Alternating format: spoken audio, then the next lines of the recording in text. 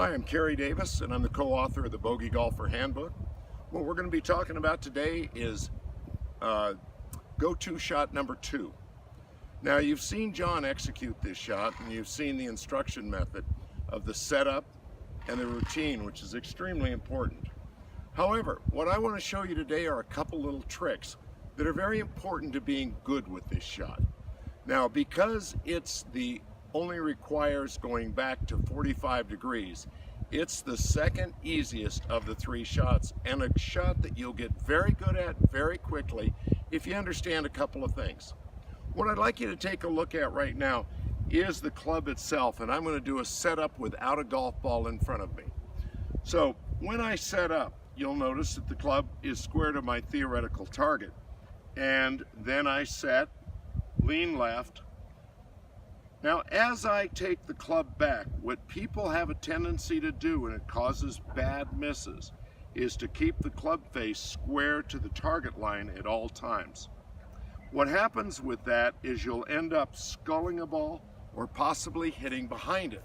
So what you want to do, and you want to get yourself comfortable doing, which you can do in your living room, is rotate with the turn of the club. So when the club goes back, you'll notice that the face of it slightly opens. When it goes through, it slightly closes. If you'll practice that at home on your rug, it's very easy to get comfortable swinging the club. Now, this is a 60-degree wedge for me, and it goes about 21 yards distance on a flat to flat. In other words, a flat lie to a flat green. So the bottom line is that gives me a little bit of idea of how far the ball is going to go pretty much every time I swing at it. Now, there's a couple things that you need to know also. Swinging here and hitting the ball on fairway, as opposed to even this little bit of rough, is completely different. When you're executing GoTo shot number 2 and you are in the rough, what you'll need to do, depending on how long the rough is, you'll need to hold the club a little tighter. That will keep the club face square at impact. So you don't squeeze the club so tight that you can't turn your body, but you do squeeze it enough to where it slides through the grass.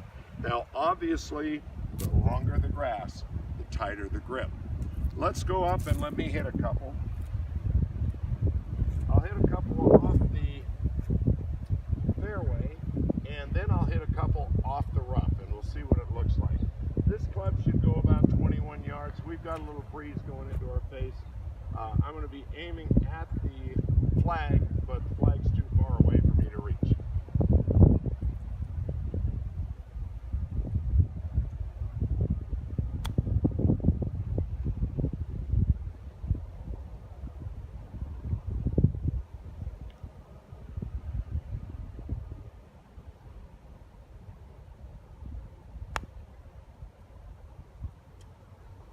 I want you to notice something.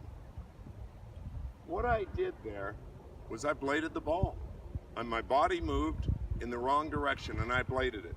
But what I'd like you to notice is that ball is still within range of making a 1-putt. The most important thing is you've got to get the ball on the putting surface. That takes 7s and 8s out of the equation. So let's hit one more here and then try some in the rough.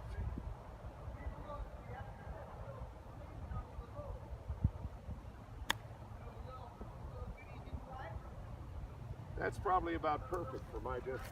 Now what we're going to do is we're going to hit some balls out of some slight rough. Now, remember what I said. You need to hang on to the club a little tighter, but not make it to where you hood the club, to where you rotate with it, but your hands are on the club. Now, out of this lie, it may roll a little longer. If my average is 21 here, it may go out of here 22, 23, but nothing significant.